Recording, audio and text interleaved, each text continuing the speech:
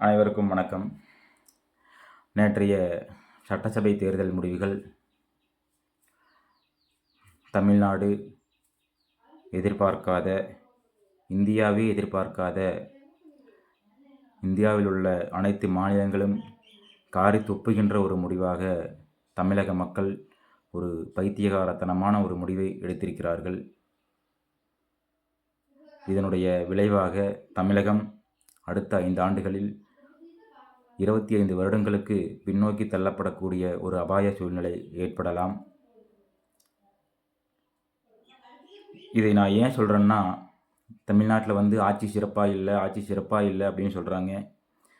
அதிமுகவும் சரி, திமுகவும் சரி, தமிழக மக்களுக்கு போட்டி போட்டுக்கொண்டு மக்களுக்கு நலத்திட்டங்களை தந்திருக்கிறார்கள், தொலைநோக்கு திட்டங்களை அள்ளி தந்திருக்கிறார்கள்.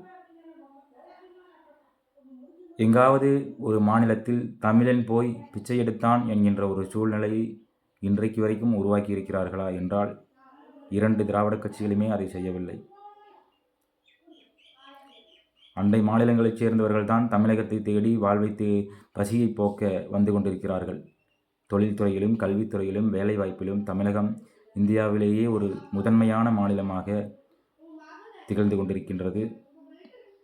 அப்படிப்பட்ட ஒரு சூழ்நிலையை உருவாக்கியது என்று சொன்னால் அது 2 திராவிட கட்சிகளுமே போட்டி போட்டுக்கொண்டுதான் இந்த செயலை செய்திருக்கிறார்கள்.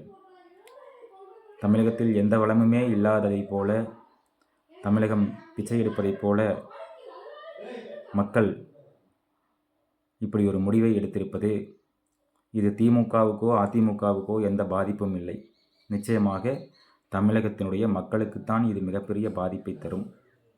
அதில் எந்த ஒரு மாற்றமும் இல்லை. இந்த சூழ்நிலையிலே இவ்வளவு தூரம் இந்த தமிழகத்தை வளர்ச்சி பாதையில் கொண்டு சென்ற 2 திராவிட கட்சிகளும் ஒன்று சேர வேண்டிய ஒரு அவசியம் இருக்கின்றது.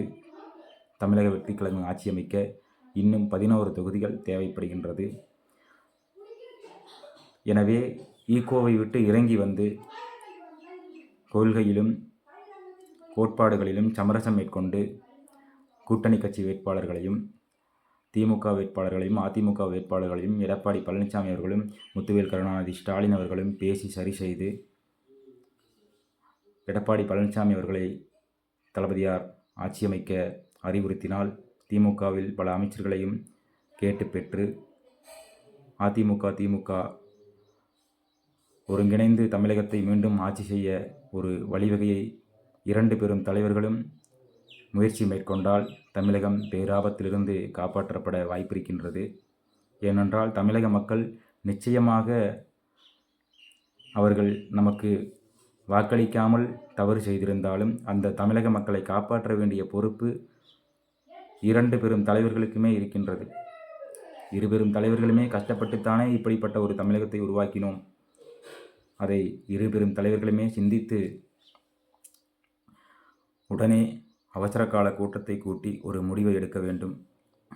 நல்ல முடிவை எடுத்தால் தமிழகம் காப்பாற்றப்படும். மீண்டும் சொல்கிறேன், இது பாதிப்பு திமுகவுக்கோ அதிமுகவுக்கோ அல்ல. ஏனென்றால்